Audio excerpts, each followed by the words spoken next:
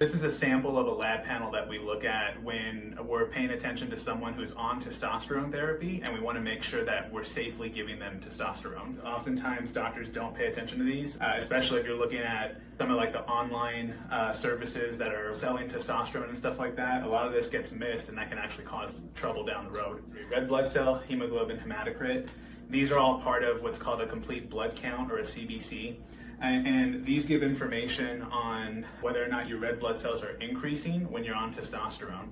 If we see an increase in red blood cells, we also start to see the blood thicken a bit, which then puts more pressure on your heart and even lead to high blood pressure to some degree.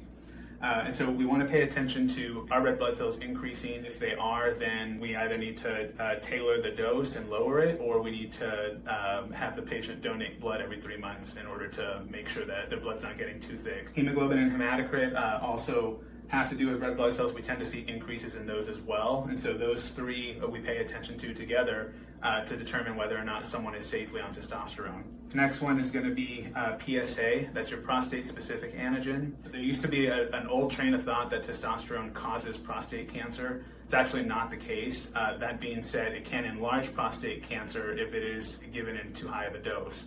So PSA is one way that we can measure that. Ultimately, we want to look at the size of the prostate as a whole. But in general, we can monitor and get a good idea of what's going on with labs as a whole.